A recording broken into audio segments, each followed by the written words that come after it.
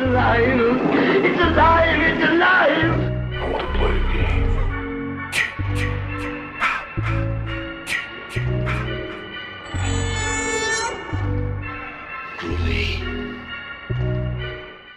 Hello and welcome to the Sounds from the Grave podcast, a podcast that's all about horror and horror-related things. My name is Yussef, and this is your week in horror, giving you all of the latest horror news and headlines to keep you up to date. Now, as always, before I get into the news, I do want to remind you guys that you can see, I do talk about some pictures and some trailers that have been released or came out. And you can check out all those trailers and all those pictures on our Instagram and our Twitter. So that way you can see what I'm talking about. Because I'm a visual person. I like to know, I like to see things. I like to see what somebody's talking about when they're talking about it. So for those of you that are the same way, this is going to be really fun for you. So it's a good way for you to see everything. But without further ado, let's get into these news. So the first one that we have is from Nika. And the lovely people there celebrate 40 years of Elvira with an incredible new figure for the Mistress of the Dark herself. And I'm so happy because I don't think I've actually seen an Elvira figure, especially from Nika, who I absolutely love. I love anything Nika does. So that is actually that was announced on the first night of October as part of their month-long Monster Madness event. I haven't talked about everything that's going to be released just because every day it's a new one, and I already feel like it's going to be outdated at this point. But you can definitely check out their Instagram so you can see everything that's being released. But going back to Elvira here, in the press release for it, Nika wrote, "The devilishly delightful Cassandra Peterson has played the part of Elvira for 40 years, with grace, humor, and more than a little camp. Nika is proud to present this fiendishly fantastic figure. The upcoming figure will include 2 heads, regular and wanking, which I love, as well as a handful of accessories including a dagger, a goblet, and a skull candle. And of course it's going to be wearing a cloth outfit, and both of the head sculpts are absolutely beautiful. Like, they are exactly Elvira, and I absolutely love that. So keep your eyes peeled for that. I don't think they announced anything regarding any release dates for that, but we'll keep our eyes on it. Moving on now to an update from Jason Blum regarding the Five Nights at Freddy's movie, which I didn't even know was still a thing. So Blumhouse and Five Nights at Freddy's creator Scott Cawthon have been developing a film adaptation of the games for a while now. And originally it was Chris Columbus, who made Home Alone, Harry Potter and Sorcerer's Stone, and those types of movies. He was the most recently attached person to direct. And we have learned that he is actually off the project now. He is no longer going to be involved in that.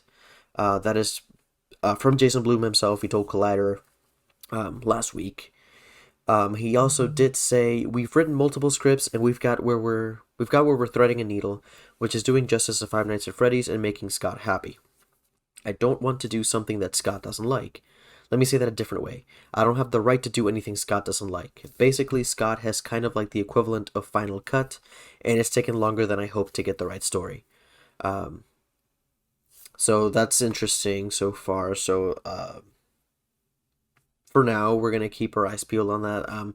I personally am not super excited for it. I'm not a huge Five Nights at Freddy's fan. I don't really much care for it. Like, I don't hate it or anything. It's just not my thing. I just don't really don't care. But moving on to some news that are very, very cool here.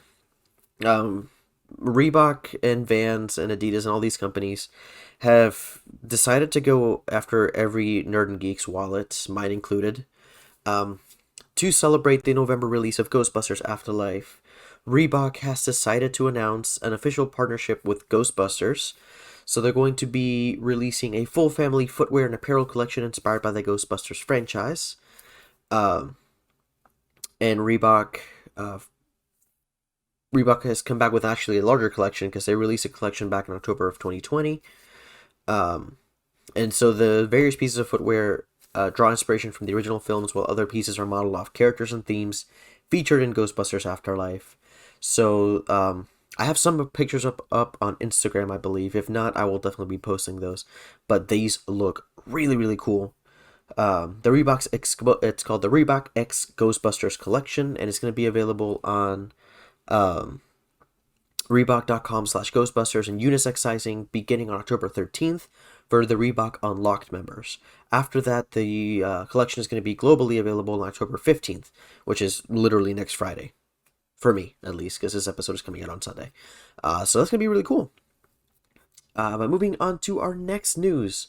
Ridley Scott is producing a true crime feature, The Boston Strangler, starring Keira Knightley, which is very cool. I actually haven't seen Keira Knightley in anything recently. I think she's just been making a lot more independent films that I just haven't been aware of.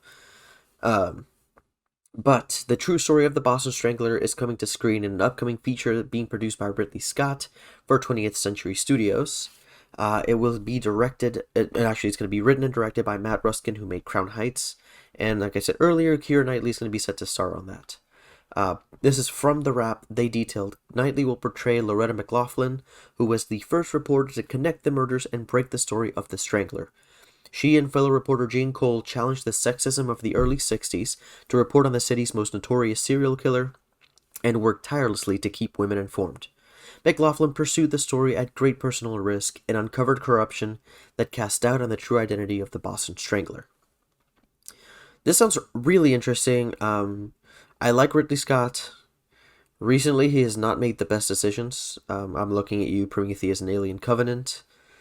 But outside of that, I do like getting to see Keira Knightley again in some form or fashion. I'm definitely interested in this. I actually do not know anything about the Boston Strangler.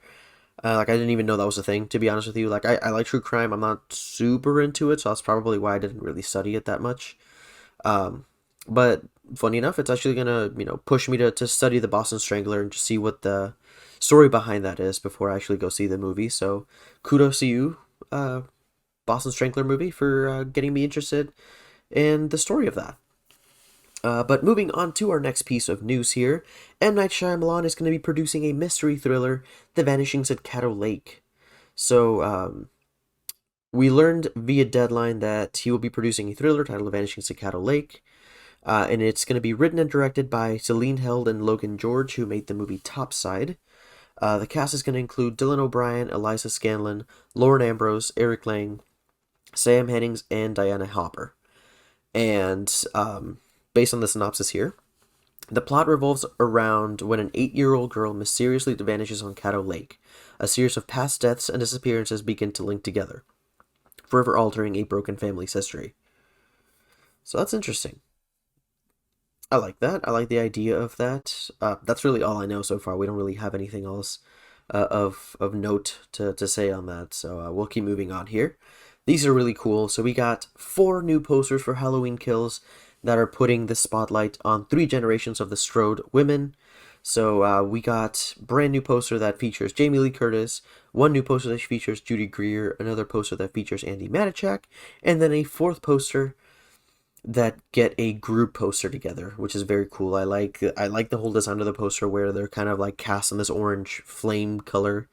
So these women aren't inflamed, like they're raged, and I mean, I'm already excited enough. I don't need anything else to keep me excited. I just can't wait for this.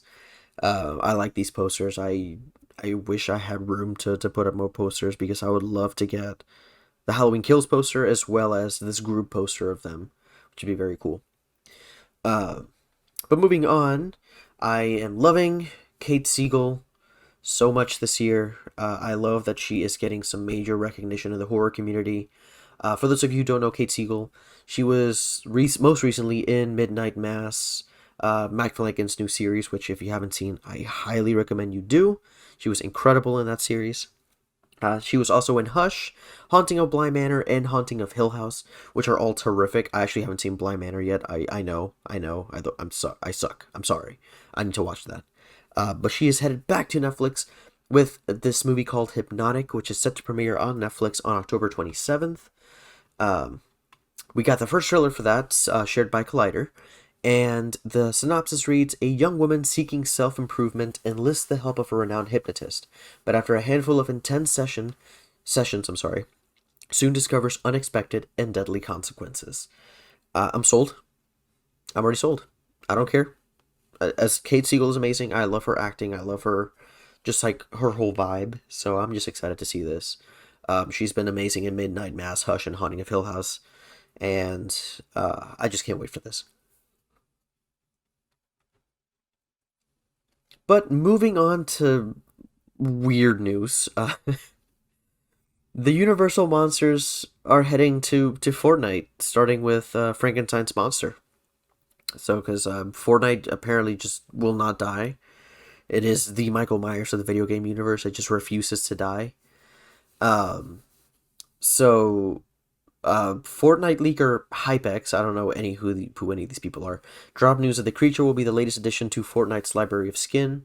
They will be rolling out outfit reveals throughout the month, and a Fort Nightmare card will flip over to reveal which new item is entering the store next.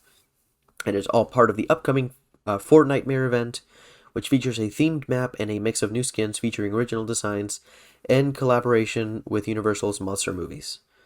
It is also expected that we will get a skin based on the Mummy later in the month. So do with that information what you will. I don't really care about Fortnite. I don't like Fortnite. It's annoying to me, and I hate that they're pulling everything and everybody into the Fortnite universe. And I'm just like, please stop. Just die already. Oh, jeez. But moving on to some more Halloween Kills news, we got two new pictures showing Michael Myers in the film's flashback scene to the 1970s. Because we already kind of knew that there would be flashbacks to the events of the original Halloween, where we see a young Michael Myers. But it's gonna focus a little bit more on the survivors of the original events coming together to take out Michael Myers once and for all, including Tommy Doyle and Lindsay Wallace. Now, also in the mix is Lonnie Elam, being played in Halloween Kills by Robert Longstreet from Midnight Mass, who played John Colley in Midnight Mass, who was a very good character. Lonnie, a minor character from the original, is going to return through a flashback in his childhood, giving us a look at the terror that he endured when he first encountered Michael Myers. Um, so, if you don't know who Lonnie is in the Halloween lexicon, he is the one kid that goes to the Myers house, the abandoned Myers house, and gets scared by Dr. Loomis when he's like, Lonnie, get your ass out of there. And I'm like, oh, Loomis, you were like the worst psychiatrist, dude. Like, come on. Like, don't traumatize a kid like that. But what's really cool about those pictures is that we do get a look at 70s Michael Myers from Halloween Kills. And oh my god, does he look amazing! Like, it is spot on representation of the classic Michael look. That already gets me excited. Like, I love that they're, paying so much attention to detail, making sure that everything is right, making sure that everything fits within the universe, and I couldn't ask for anything more, honestly. Um, but moving on to some more kid-friendly stuff. So we got an awesome new poster for the Lego Star Wars Terrifying Tales Halloween Special, which pays tribute to The Shining with porgs, which is adorable. So the special premiered back in Disney Plus on October 1st, but we got a new poster art for it, which is very cool because it is essentially showing the porgs as the twins. It's the Grady twins from the Overlook Hotel in The Shining. And I love the tagline for it. It makes no sense at all, but it's adorable. It says, all work and no porg makes Darth a dull toy." And I'm like, what the fuck does that even mean? But I think it's adorable. Like I said, the picture of that is on our Instagram and our Twitter if you want to check that out because it's pretty funny. Um, Now this was really cool. I've been getting into werewolf recently. Like, I just saw The Howling. I'm probably gonna see American Werewolf in London pretty soon just because I love that movie and I just want to watch more werewolf stuff. So we're getting a new werewolf film from Lionsgate called The Amityville Moon. It is actually now available on demand and on digital as well as on DVD. The film was released back on October 5th, and we actually got a clip that from Bloody Disgusting, and it's very cool. It shows one of the transformation sequences in the film, and what's really, really cool, it's all practical. So I absolutely love that. I love practical effects. I love that they're going to be going back to practical effects for a werewolf transformation. Some of those are cool in CGI. Like, they're fun and everything, like the Van Helsing one and the Benicio del Toro Wolfman one. But there's something about the practical effects of it that are just so nice. Like, The Howling, American Werewolf in London, Trick or Treats. I love Trick or Treats. Transformation sequence. It's so well made. So I'm very happy to see that. But let me read the synopsis of the Amityville Moon for you guys. What if a house of holiness turned out to be a haven of evil? As Alyssa and Carla try to escape from the church home that holds them captive, Carla is slaughtered by a vicious, semi-human creature. After Detective Kimball tracks down Alyssa at a rowdy biker bar, she tells Kimball that women inmates disappear every full moon and shows him the silver bullets in her gun. Now the two must return to the halfway house to confront the priests and nuns and the snarling savage evil that dwell within. Almost immediately, as soon as I wrote it, I'm sure you heard me stop. For those of you who may not know about Horror Nights, a couple years back there was a house called Slaughter Cinema, and there was like a compilation movie based, or a compilation house kind of based on like different like B movies at a drive-in, and one of those was about a biker bar filled with werewolves. And as soon as I read that on here, I was like, oh my god, can we please just get this as an actual movie? Can we please get, I think it was Devil Dogs or Demon Dogs as an actual movie? Because I would watch that in a heartbeat, so please. So I thought that was funny. But the movie itself looks interesting. I like the fact that it's kind of playing on religion a little bit with priests and nuns, as well as a werewolf. So that's going to be pretty interesting. Like I said, it's already available, so you can definitely check that out. But moving on to some very cool news here. The man, the myth, the legend, Bruce Campbell is going to be hosting the 46th Annual Saturn Awards later in the month on October 26th at the Los Angeles Marriott Burbank Airport Hotel. Which is very cool. I appreciate that Saturn is doing this. There's going to be tributes to Mike Flanagan, David Kirchner, and a lot more. But Bruce Campbell is going to be hosting, and directly from the Saturn Awards press release, they said, "We are so excited to be bringing back the Saturns this year, and to help celebrate and honor the many talented people who work so hard to entertain us, all during one of the most difficult times in history. Stay... Oh, I'm sorry. I don't know what... I just had a stroke, I think. Sorry about that. Stay tuned, as there will be also be several more surprises in the upcoming days and weeks." So that's very cool. For those of you that don't know, the Saturn Awards are kind of like the Oscars for a different type of movie. This is from the Academy of Science Fiction, Fantasy, and Horror.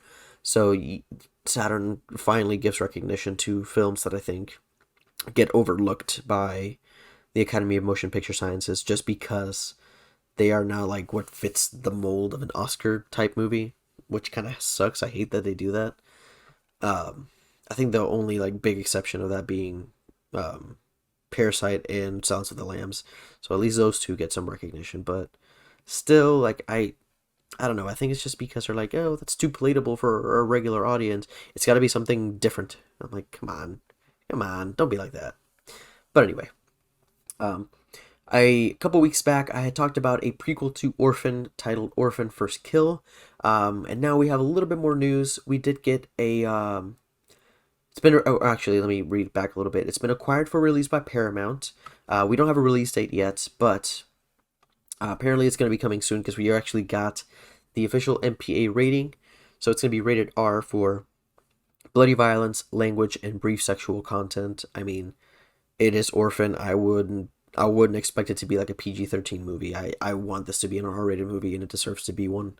So I'm glad it is getting that rating. I actually do need to watch Orphan. It has been years since I saw that film, so I barely remember it, honestly. I definitely have to read that.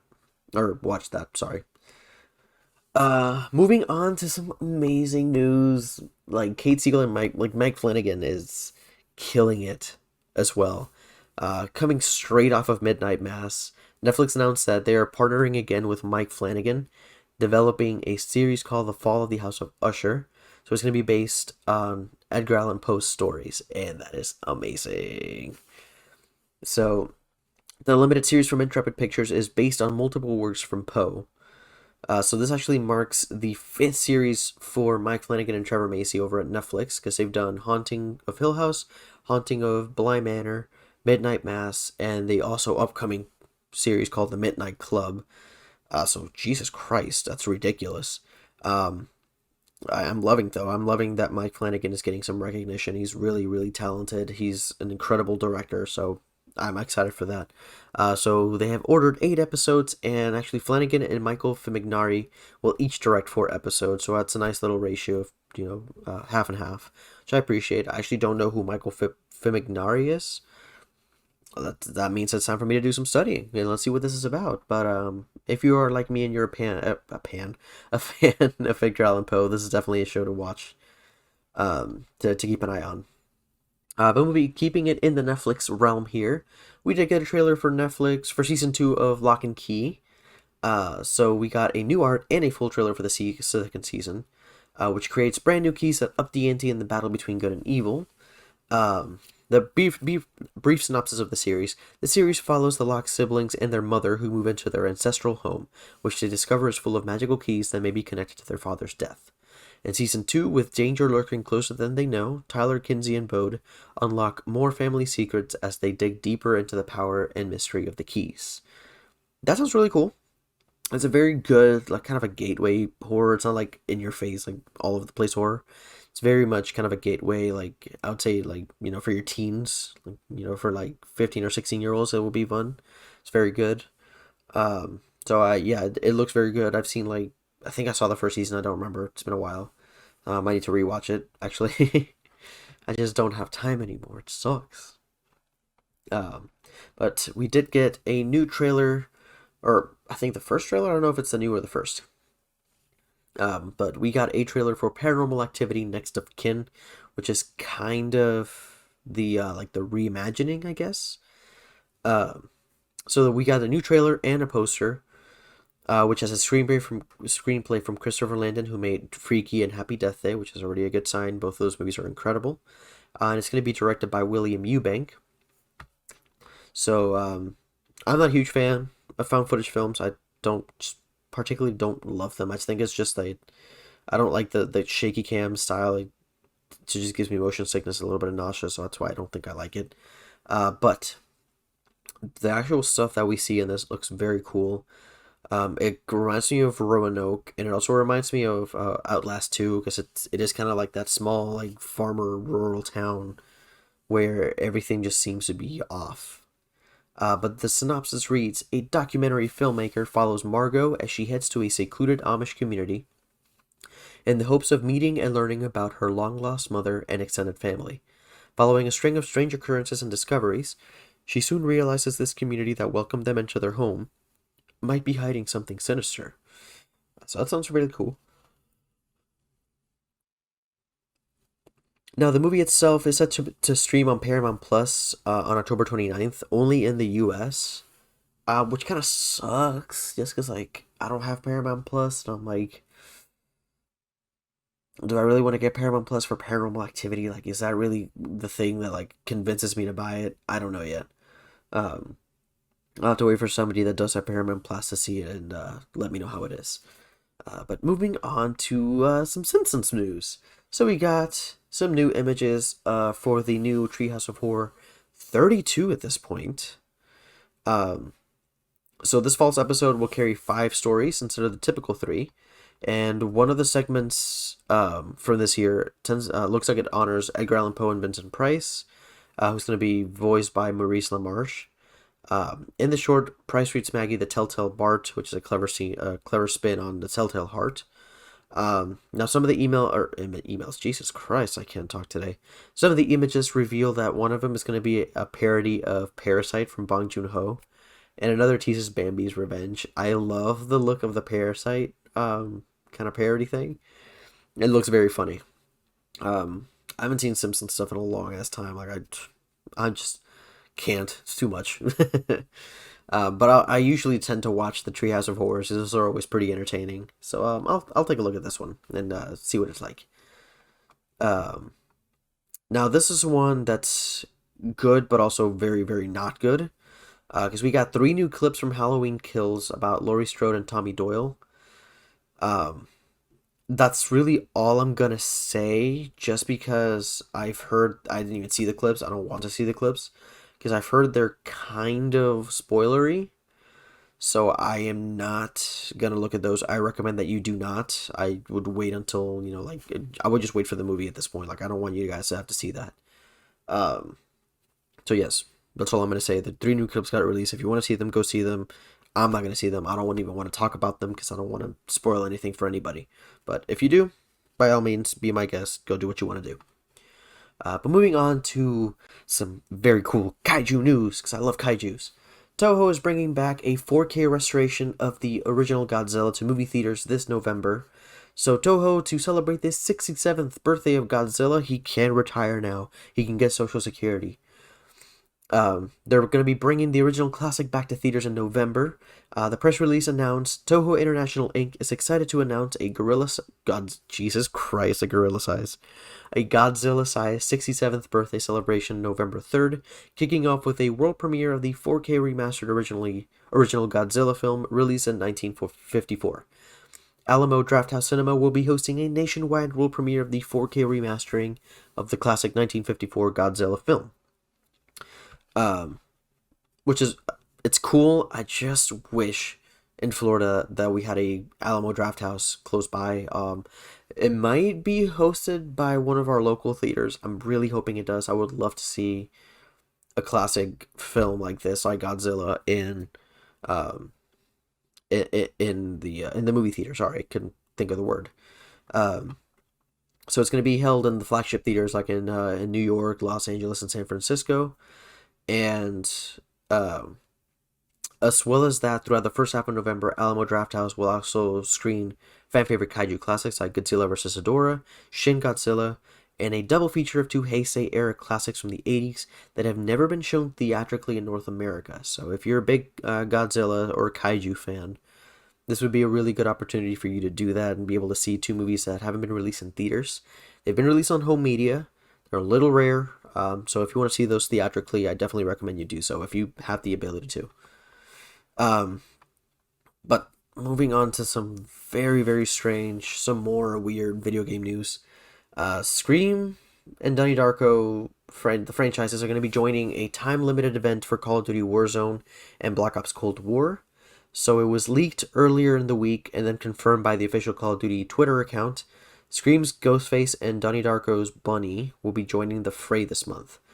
So part of the 3 new bundles which will be dropping into the games as part of the Haunting event, Ghostface will be part of the limited time Scream Operator bundle starting October 19th, while the Donnie Darko Tracer Pack is expected later in the month. So last year we got the Texas Chainsaw Massacre and Saw as like operator things. At that point I wasn't super into Call of Duty Warzone. I've played it a few times. I like it. It's interesting. I still don't know if I'm going to go back to it, mostly because I lost my interest in it. It's just not really my thing anymore. I tend to play other types of games now, if I even have the time to play games. But yeah, if you're into that, if you're still really into Call of Duty Warzone, then this is really good horror news for you there. So this next piece of news is very cool. This is regarding a brand new film that got announced. It is a movie called Boy Kills World. It will be starring Bill Skarsgård, who we know as Pennywise from the It franchise, and Ready or Not Samara Weaving.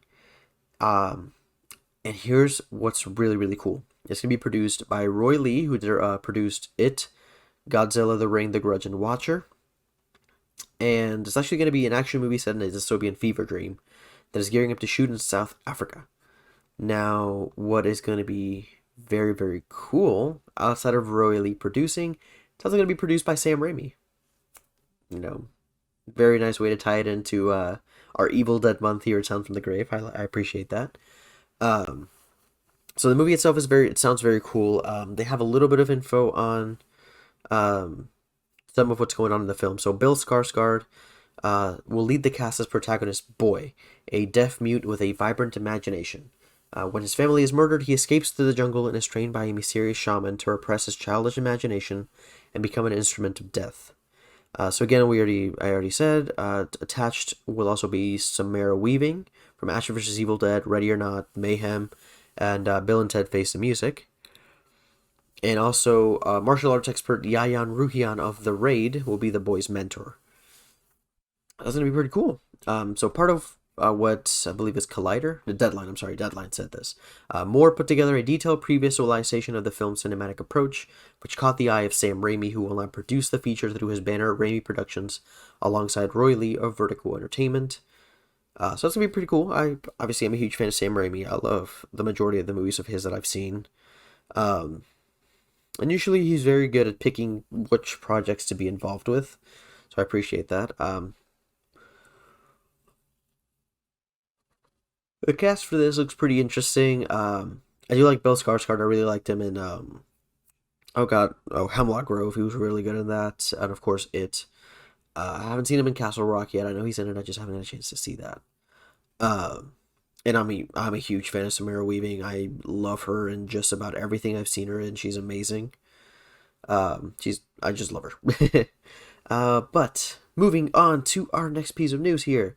HBO Max is Halloween Hub, like their little section where you get to choose horror movies, borrowing a trick from It to help with their selections.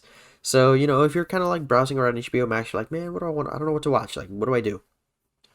So, they decided to do this thing similar to what they did in It, where they had the three doors that said, not scary at all, scary and very scary. And they're like, you know what? Let's put that on HBO Max. And they did just that, where if you go to their Halloween hub on HBO Max, it'll give you the three options for not scary at all, scary, and very scary. So that way you can kind of pick and choose, like, what type of horror are you in the mood for? Are you looking for something, kind of like creepy, but not like in your face horror? Or are you looking for something kind of in between? Or are you looking to get the shit scared out of you? HBO Max has put that together in a lovely way, which is very cool. And not only that, it's actually going to be the selections themselves rotate daily, so that means you can use it like throughout October if you're doing like a movie a day, like I've been trying to do. I just haven't had the time. I need to catch up. But it's very cool. I like the idea of that. But the next news is probably the news I'm most excited about that got announced this week. We finally got the trailer for Resident Evil Welcome to Raccoon City. It's going to be directed by Johann Roberts, who made 47 Meters Down and The Strangers Pray at Night. The movie itself is headed to theaters on November 24th, and I love that it just looks like the world's like most expensive B movie, and I'm all for it because Resident Evil at its core is essentially a B movie video game. Like that's it. So we finally got the trailer, and I'm very very happy with it. I love seeing all these things from the game, like from the costume work to the environments to the creature design. And it's very cool. It actually goes in a really interesting direction that I wasn't expecting. It kind of focuses more on Claire and Chris Redfield, and kind of like they're almost kind of like working together to take down Umbrella, and kind of like expose what Umbrella's been doing. So that's gonna be very cool. I like that it's sticking a little bit closer to the source material instead of the Paul W.S. Anderson's and Mila Jovovich ridiculous franchise, which not really my favorite. Kind of a guilty pleasure of mine, but I could honestly do without those movies. Um, so yeah, that's really cool. I shared it with some of my friends, and we were all very excited for this. Like, a lot of us are huge Resident Evil fans, and we love the fact that it's going back to survival horror and kind of going back to what the games were really all about. So, yep. Like I said, Resident Evil Welcome to Raccoon City comes out on November 24th in theaters. So keep your eyes peeled for that. Now this is a movie, or not a movie. This is a piece of news that kind of set the Twitter world on fire for a little bit. So Kiernan Shipka's Sabrina Spellman from the Netflix series Chilling Adventures of Sabrina is coming to Riverdale. So that's gonna be pretty cool. Now, first of all, we have a comic series called The Occult World of Sabrina that's gonna pick up where the Netflix series left off. But we also learned from Entertainment Weekly that Shipka herself is crossing over into Riverdale. Jesus, God. um, but during the editorial from Entertainment Weekly, they laid out the storyline saying Cheryl is performing a dangerous spell, one that may mean the difference between life and death for a beloved member of the Blossom family, according to a logline description of the episode. Luckily, she's getting a much-needed assist from everybody's favorite 20-something witch, the iconic Sabrina Spellman, visiting from Greendale in this year's In the Making crossover. That's pretty cool. I like that. I like the idea of that.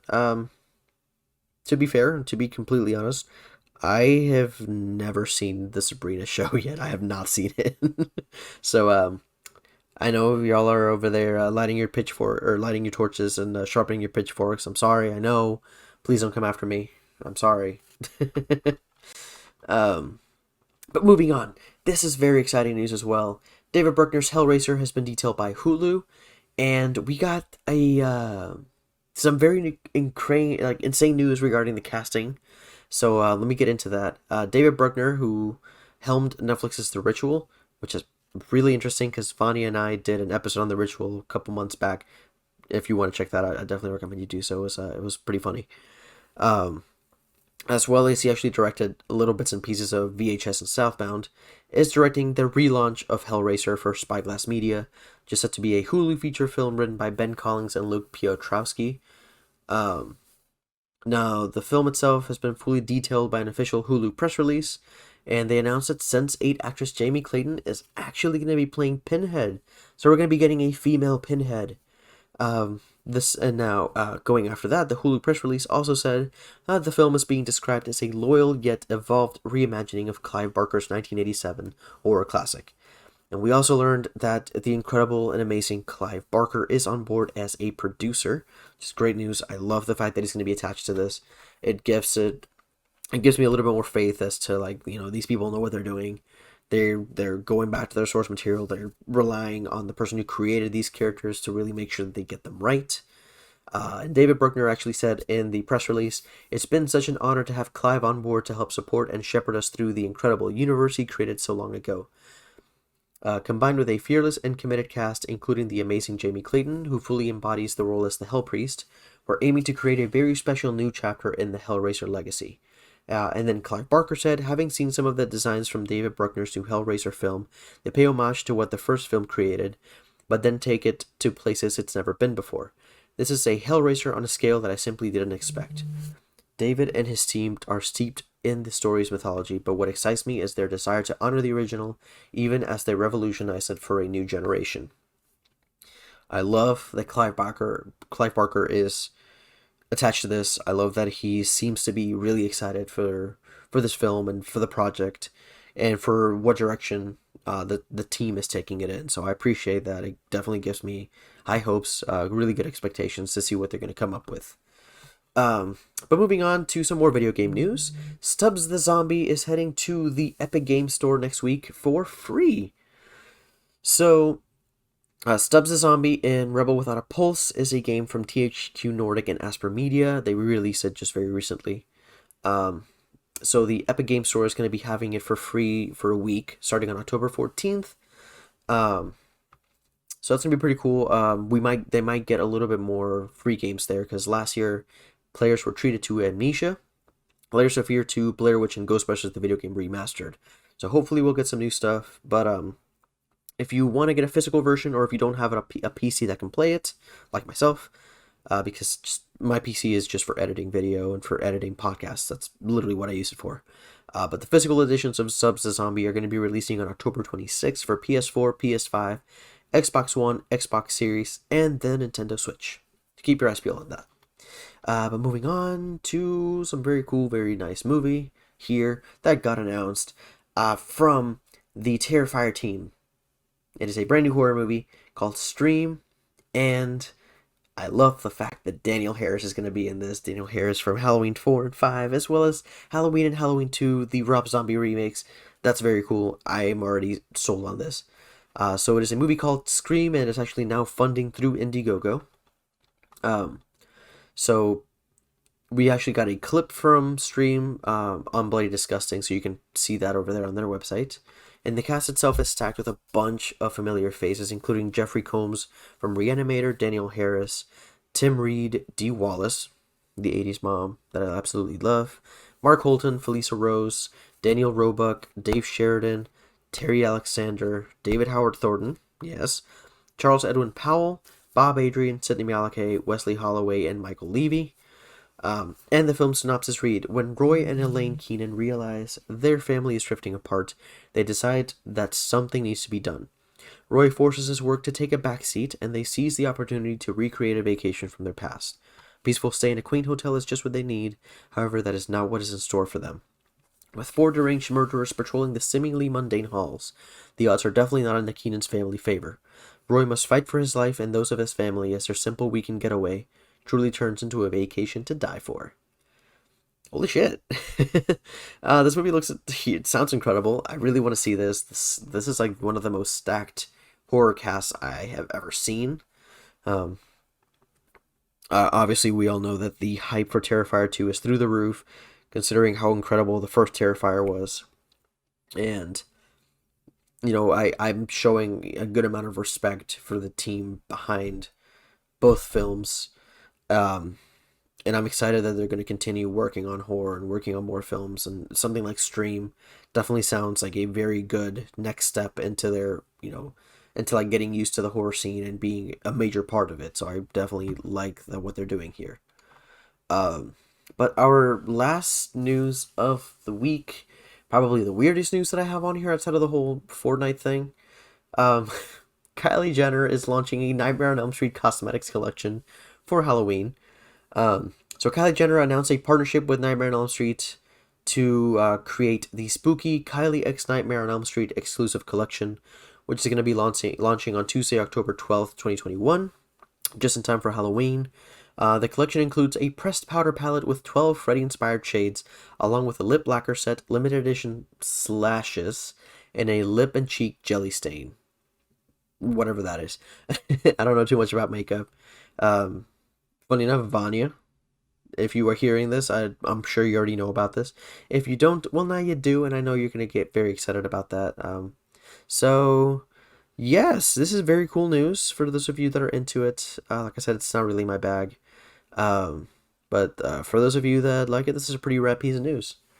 Um, but that is really all I have for our news this week. We went through quite a bit. There's a lot of exciting stuff on the horizon, a lot of exciting stuff coming out really, really soon.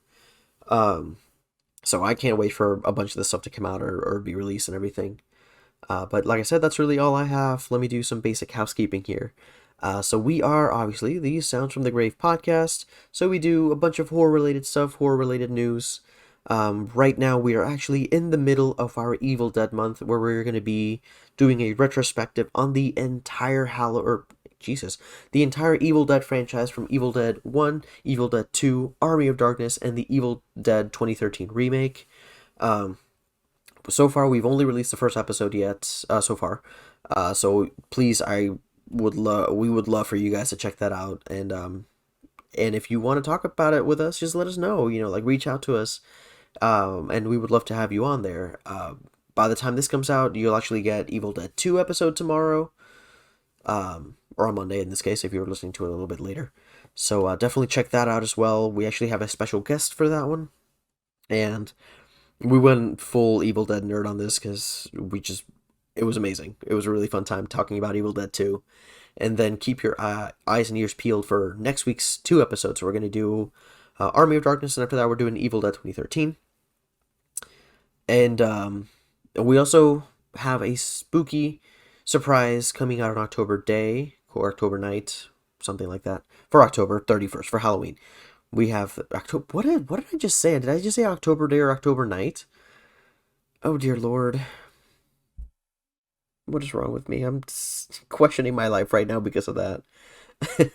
So it's for Halloween. I'm sorry. We're doing a Halloween themed episode that's going to be coming out obviously on Halloween night.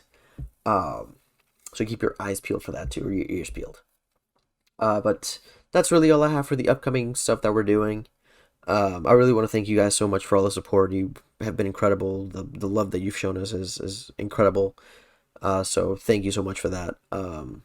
But for us, your lovely spooky podcast co-hosts, we have Vanya. She's my lovely co-host. You can find her on Twitter and YouTube at HHNCultus.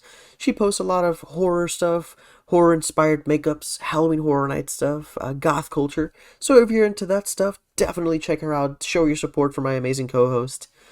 She will greatly appreciate that. And then for me, your lovely news of your lovely horror news anchor here. Uh, you can find me on Instagram at Yussef1220 and on Twitter at itbeyusef. That's mostly where I post, honestly. I post on Instagram every once in a while. I mostly post on Twitter, though. But outside of that, you can find our podcast on Facebook, Instagram, and Twitter at Sounds from the Grave Podcast. And then we also have our podcast is available on any podcast platform, whether it's Anchor, Apple Podcasts, Spotify, Castbox, Google Cast, anywhere, really. And again, we really appreciate all the support and all the things that you guys do for us. And then we also have our lovely email, soundsfromthegravepodcast@gmail.com. And if you would like, definitely send us an email if you want to be on the show, if you want to collaborate with us, or if you want to give us an idea for something to discuss on the show. Definitely reach out to us. We would love to have to talk to you and then communicate with you guys. So that's all I have. I really hope you enjoyed this and that you are now all caught up on horror news. And that you have a good night or good day whenever you're listening to this, and that you stay spooky. Bye, everybody.